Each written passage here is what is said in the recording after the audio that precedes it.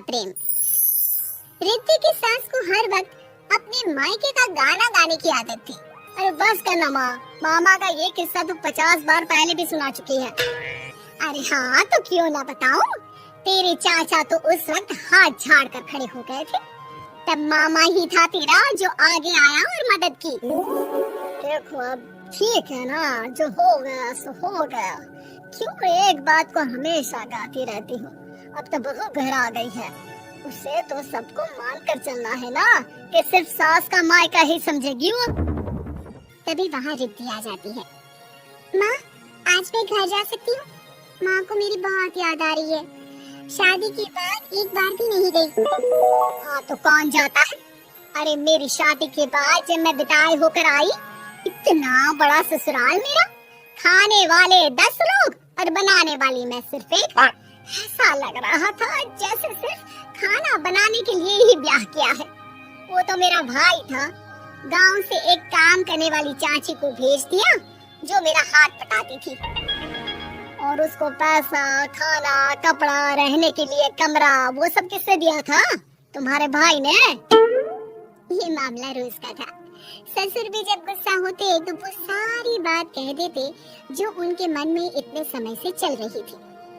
मेरा भाई, भाभी, भतीजा, भतीजी सब छुड़वा दिया। मैंने जीवन भर सिर्फ तुम्हारे परिवार वालों से निभाया, लेकिन अब भी चैन नहीं है तुमको। बहू के सामने सास को लगा कि उसकी बेइज्जती हो रही है। अब सुन बहू, अपने कमरे में जा, कहीं नहीं जाना मायके वायके, घर का काम कौन करेगा? पड़ोसन। बहू समझ जाती है मामला गर्म चल रहा है, कमरे में जाने में ही भलाई है। कमरे में क्या है? तुम्हारी माँ हर वक्त चिक चिक चिक करती रहती है। कल टाई मिली थी तुम्हारी मुझे, लेकिन मजाल है सासू माँ की उन्होंने एक बुराई की हो, लेकिन सासू माँ हाँ, जब देखो तब ससुराल के लोगों की बुराई करती रहती है। बेचारे पापा जी कितना मिस करते हैं अपने घर वालों को। मेरा तो बड़ा मन करता है कि ताऊ जी, चाचा जी और सब मिलकर रहे, ना साथ रहे लेकिन आना जाना तो ठीक से रखिए। हिंदुस्तान और पाकिस्तान एक हो सकता है, लेकिन चाचा और ताऊ के परिवार के साथ हम लोगों का मिलन ना जी ना कभी नहीं हो सकता।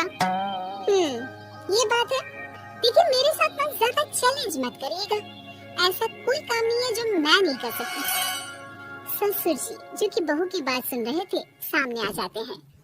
अरे बेटा तू ये कर सकती है तो प्लीज मेरा परिवार किसी तरह मुझसे मिलवा दे। सारी जवानी तो मैंने किसी तरह काट ली, लेकिन जीवन के इस पड़ाव पर बहुत याद आती है मेरे परिवार की। हाँ हाँ पिताजी आप चिंता मत करिए, बस मेरा साथ देते रहिए आप दोनों, फिर देखिए कैसे माँ जी भी ठीक हो जाएंगी और पूरा परिवार भी एक हो जाएगा। थोड़ी देर बाद बहू सामान लेकर घर से निकल रही होती है कि मना किया था ना तुझे मायके जाने के लिए, फिर क्यों जा रही है? बहू कुछ कहती इससे पहले ही बेटा बोलने लगता है। क्या है माँ, वो घर जा रही है। वैसे भी उसके माता पिता ने मुझे 10 लाख दिए तब जाकर मेरा काम शुरू हो पाया, वरना तूने मेरे लिए किया क्या है? अरे वाह बेटा, बचपन से पढ़ाया लिखाया, तेरे दुख दर्द में जगी, और आज वो लोग तुझे सही लग रहे हैं? और फिर ससुराल में लड़की खुश रहे ये तो मायके वालों की जीवन भर की जिम्मेदारी रहती है। तो ये तुमको भी तो सोचना था ना। ताऊ जी ने पापा को पढ़ाया लिखाया, जब तुम नहीं आई थी तो पापा के लिए ताई जी ने पापा की माँ की तरह देखभाल की। अब बोलिए। अरे तू कुछ नहीं जानता बेटा, तेरे पापा को सब पता है, तभी वो उन लोगों से वास्ता नहीं रखते। मैं उन लोगों को जानता हूँ, लेकिन मैं तुम्हें नहीं जानता कि तुम्हारे मन के लायक काम नहीं हुआ तो तुम घर की शांति बर्बाद कर दोगी। सास जोर जोर से चिल्लाने लगती है। तभी वहाँ सास का भाई आ जाता है। अरे क्यों आप लोग मेरी बहन को परेशान करते रहते हैं? पहले ये जीजा कम थे, जब बहू भी आ गई। बहन मैंने तो 30 साल पहले ही बोला था, अपना हिस्सा ले और छोड़ इन लोगों को, चल अपने साथ। बहू समझ जाती है कि मामा ससुर की नजर किस पर है। देखा, तुम लोग मुझे अकेला मत समझना, मेरा भाई खड़ा है आज भी मेरे लिए। बहू मायके जाती है और आते वक्त साथ में नौकरानी ले आती है। अरे बहू कुछ खाने को दे दे। अरे आंटी क्यों भाभी को परेशान करती रहती हो? उनके भाई ने मुझे जिम्मेदारी दी है, किसी भी चीज की परेशानी नहीं होनी चाहिए भाभी को। जो चाहिए मुझे बोलने का। ओए हाय, बहू के मायके वालों का इतना दखल? ये मेरा घर है, कोई कल का आए इसे पूरा कैप्चर कर ले, ये बर्दाश्त नहीं होगा मुझसे। क्या हो गया सासू माँ, क्यों सुबह सुबह चिल्ला रही है? चमेली, ओ चमेली, क्या कहा था मेरे भाई ने तुझे? अरे दीदी बहुत तेज है आपकी सासू माँ, मैंने तो बोला कुछ चाहिए तो मांग लो मुझसे। अरे निकल यहाँ से, घर को रेलवे स्टेशन बना रखा है, जो देखो वो घुमा जा रहा है यहाँ से वहाँ। ये कहीं नहीं जाएगी, ये जाएगी तो घर का काम कौन करेगा? मैं? हाँ, और क्या करती है बहुएं?